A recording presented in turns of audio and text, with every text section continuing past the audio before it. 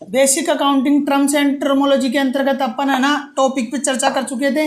Next topic पे मैं आगे चर्चा कर रहा हूँ। मैं आपको बिल्स रिसीवेबल्स के बारे में बता चुका था। बिल्स रिसीवेबल्स क्या होता है, आज अपन चर्चा करेंगे बिल्स पेएबल।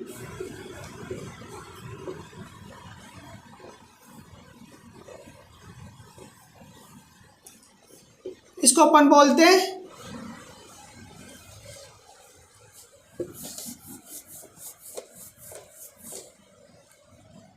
देखो, पहले तो अपने को ये पता होना चाहिए कि बिल्स रिसीवेबल्स क्या होता है।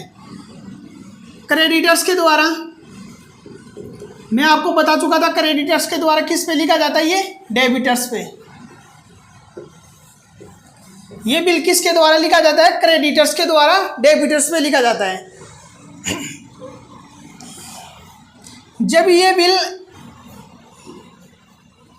डेबिटर्स इस बिल को क्या करता है, स्वीकार कर लेता है, स्वीकार कर लेता है। स्वीकार करने के बाद में क्या करेगा, ये इस बिल को वापस रिटर्न करेगा क्रेडिटर्स को। तो इसको अपन क्या बोल सकते हैं, बिल ऑफ एक्सचेंज। क्या बोल सकते हैं, बिल ऑफ एक्सचेंज।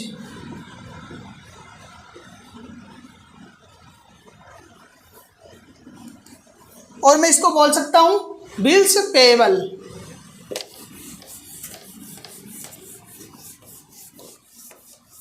अब अपने को ये भी पता होना चाहिए कि बिल्स पेएबल और बिल्स रिसीवेबल्स ये अपने लिए एसेट्स है या लायबिलिटी। देखिए, बिल्स रिसीवेबल्स क्या होता है, क्रेडिटर्स के द्वारा डेबिटर्स पे लिखा जाता है। तो डेबिटर्स अपने लिए क्या है, जैसे मेरे पास डेबिटर्स दे रखे थे, डेबिटर्स है 500 के, सही। और मैं इन डेबिटर्स पे क्या लिख रहा हूँ, बिल लिख रहा हूँ, बिल्स रिसीवेबल्स। तो बिल्स रिसीवेबल्स कितने के हो जाएंगे, 500 के। तो ये डेबिटर्स तो खत्म हो जाएगा और बिल्स रिसीवेबल्स क्या हो जाएगा, एप्लीकेबल हो जाएगा। तो अपने लिए दोनों ही क्या है, एसेट्स है। दोनों ही का अपने लिए क्या है, एसेट्स है। इसी प्रकार बिल्स पेएबल क्या होता है,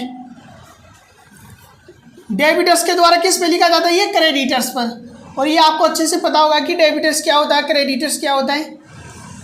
इसके अंतर्गत क्या होता है, जैसे क्रेडिटर्स थे 500 के, पहले क्रेडिटर्स 500 के थे और वो बिल्स पेएबल्स के रूप में परिवर्तित हो गए 500। तो क्रेडिटर्स तो क्या होगा, खत्म हो जाएगा और बिल्स पेएबल क्या हो जाएगा, एप्लीकेबल हो जाएगा। तो अपने पास क्या बचेगा, बिल्स पेएबल बचेगा। और क्रेडिटर्स अपने लिए, एक तो क्रेडिटर्स और बिल्स पेएबल क्या होते हैं, करंट लायबिलिटी, ये लायबिलिटी होती है, सही। क्रेडिटर्स क्या होता है, अपने लिए लायबिलिटी होती है। तो बिल्स पेएबल भी अपने लिए क्या होगा, लायबिलिटी होगा।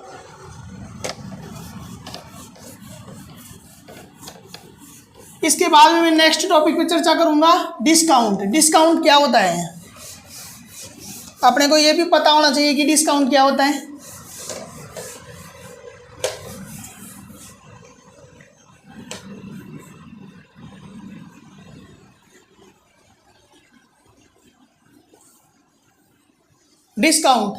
डिस्काउंट को मैं बोल सकता हूं बट्टा। कोई वस्तु अपन खरीदते हैं और बेचते हैं तो अपने को डिस्काउंट मिलता है ना, तो उसको क्या बोलते हैं, बट्टा। ये क्या करता है, इनवॉइस की वैल्यू में क्या करता है, कमी करता है। इनवॉइस की वैल्यू में क्या करता है, कमी करता है।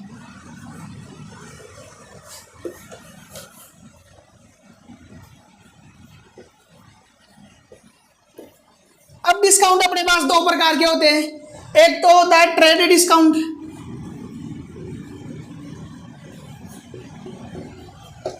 एक होता है कैश डिस्काउंट। मैं ट्रेड डिस्काउंट को बोल सकता हूं व्यापारिक बट्टा और कैश डिस्काउंट को क्या बोल सकता हूं, नगद बट्टा। अब ये व्यापारिक बट्टा क्या होता है, जैसे मैंने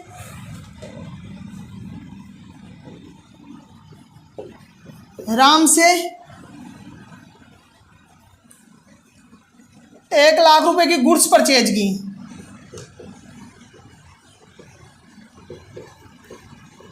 राम से 1,00,000 रुपए की गुड्स क्या की, परचेज की, और उसने मेरे को 10% डिस्काउंट दिया। सही, तो मैं इसको क्या बोल सकता हूँ, व्यापारिक बट्टा। तो 1,00,000 का 10% कितना होगा, 10,000। तो इनवॉइस की वैल्यू क्या होगी, 10,000 से कम हो जाएगी, और पेमेंट कितने का करना होगा, 90,000 का। सही, तो ये 10,000 का क्या है, व्यापारिक बट्टा। अब मैंने क्या किया, मैंने राम से 1,00,000 रुपए की गुड्स परचेज की थी, और मैंने राम से वादा किया था कि मैं 2 महीने बाद में आपको क्या करूँगा, शेष पेमेंट कर दूंगा। सही, तो राम बोलेगा कि कर देना, कोई बात नहीं है। अब इसने क्या किया, राम ने 2 महीने बाद मेरे को बोला, मैंने इसको बोला था कि 2 महीने बाद में पेमेंट कर दूंगा आपको। इसने बोला कि भाई मेरे को 1 महीने के अंतर्गत ही ज़रूरत है, आप 1 महीने पहले मेरे को पेमेंट कर दो।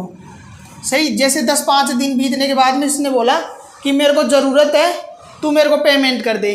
तो मैं बोला कि मेरे को इससे क्या फ़ायदा होगा, मैं तो तेरे को 2 महीने बाद में पेमेंट करूँगा, 1 महीने जल्दी पेमेंट करूँगा मैं, तो मेरे को क्या बेनिफिट होगा।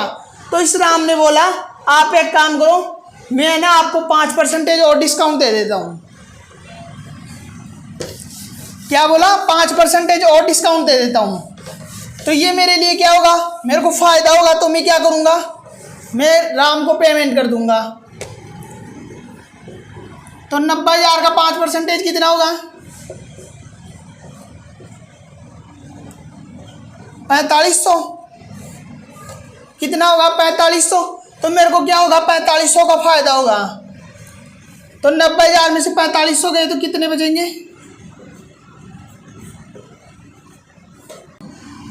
85,500।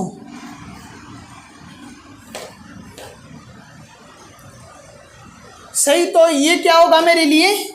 अब अपने को ये भी पता होना चाहिए कि कैश डिस्काउंट और ट्रेड डिस्काउंट है।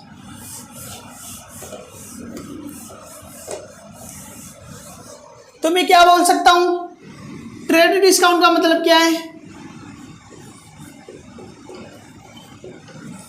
जब अपन कोई वस्तु खरीदते हैं और बेचते हैं ना, जब अपने को डिस्काउंट मिलता है या अपन डिस्काउंट देते हैं तो उसको क्या बोलते हैं, ट्रेड डिस्काउंट।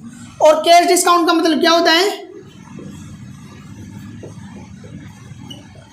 जब पेमेंट और रिसीव करते हैं ना अपन, उस वक्त अपने को जो डिस्काउंट मिलता है या अपन देते हैं तो वो क्या माना जाएगा, कैश डिस्काउंट माना जाएगा।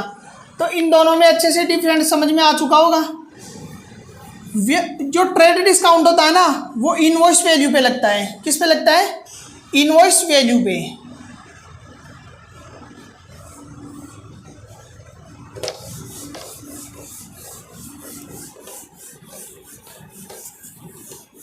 इसके बाद में अपने पास चलेगा बैड डेब्ट्स। बैड डेब्ट्स क्या होता है,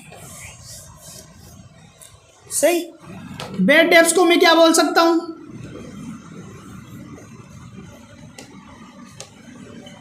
बैड डेब्ट्स को क्या बोल सकता हूं, डूबत ऋण।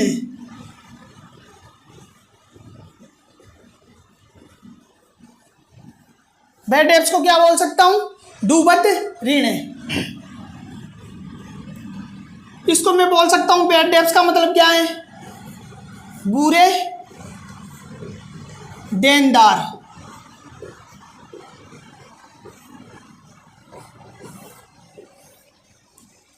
अब इसका मतलब होता क्या है, बैड का मतलब क्या होता है, बुरा, और डेब्ट्स का मतलब क्या होता है, देनदार। यानी ऐसे व्यक्ति जिनको मैंने उधार में माल बेचा था और वो क्या कर रहे हैं, अपने को रकम वापस नहीं कर रहे, तो वो अपने लिए क्या बोले जाएंगे, बुरे देनदार है।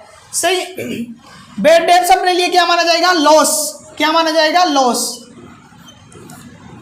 अब बैड डेब्ट्स के बहुत सारे कारण हो सकते हैं। मैं बोल सकता हूं कि दिवालिया घोषित हो गया। सही, कोई व्यक्ति है जिसके मैं पैसे मांगता हूं, वो कोर्ट में चला गया और बोल दिया कि, कोर्ट में जाके क्या बोल दिया कि मेरे पास कुछ भी नहीं है। सही, और मैं दिवालिया घोषित कर दो मेरे को, मेरे पास कुछ भी नहीं है, और ये मेरे को क्या करते हैं, मेरे से पैसे मांगने वाले मेरे को दुखी करते हैं, डेली डेली ये मेरे घर पे आते हैं और मैं इनसे प्रताड़ित हो चुका हूँ। तो वो क्या हो जाएगा, दिवालिया घोषित कर लेगा अपने आप को। लेकिन इसकी भी कुछ कंडीशन होती है। दिवालिया कब घोषित करता है कोर्ट, अगले के पास ना तो कोई संपत्ति होगी, सही। अगर संपत्ति है ना तो उस पूरी संपत्ति को क्या कर लिया जाएगा, जब्त कर लिया जाएगा, सही। उसके पास केवल अगर हाथ में एक वॉच भी है ना तो वॉच भी निकाल ली जाएगी उससे। केवल उसके पास एक ड्रेस कपड़ों की हो सकती है, शरीर को ढकने के लिए क्या होगा, एक कपड़ा हो सकता है, से मैं बोल सकता हूँ एक ड्रेस हो सकती है। और उसके अलावा ना उससे अगर उसके पास वॉच भी है ना तो वो भी ले ली जाएगी उससे। और उससे संपत्ति को, जो व्यक्ति दिवालिया हुआ ना उसकी ऑल टोटल संपत्ति को बेच के क्या किया जाएगा, उसके जो क्रेडिटर्स होते हैं ना, डेबिटर्स, क्रेडिटर्स जो उससे पैसे मांगते हैं, इसका मतलब क्या है, जो इससे पैसे लेने वाले यानी लेनदार, लेनदारों को चुका दिया जाएगा। और अगर फिर भी उसके लेनदार हैं तो कोर्ट क्या बोलेगा, भाई आज के बाद में आप इसको परेशान नहीं करोगे, इसके पास कुछ भी नहीं है देने के लिए, इसके पास जो कुछ भी था ना वो कोर्ट इससे जब्त कर चुका है, आप इनसे वसूल कर सकते हो। इसी संपत्ति से आप क्या करोगे, इसके जितने भी पैसे मांगते हो ना वो कैंसिल कर लोगे।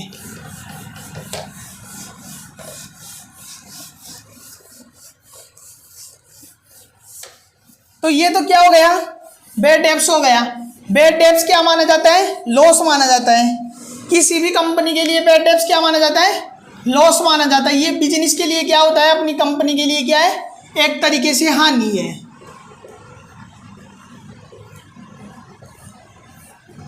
सही। नेक्स्ट टॉपिक चलेगा बैड डेब्ट्स रिकवर्ड।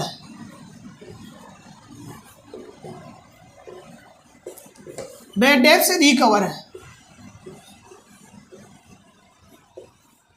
इसका मतलब क्या है, जैसे कुछ बैड डेब्ट्स थे, सही, उनकी नीयत पहले तो गंदी थी और बाद में वो क्या हुए, सुधर गए और उन्होंने क्या किया, पैसे लौटा दिए। क्या किया, पैसे लौटा दिए, पैसे लौटा दिए। तो बिजनेस को क्या हो रहा है, इससे इनकम होगी। पहले तो डूब चुके थे, फिर क्या होगी, इनकम होगी। तो मैं क्या बोल सकता हूँ, ये क्या है, बिजनेस के लिए आय है। सही, आज के लिए काफ़ी है।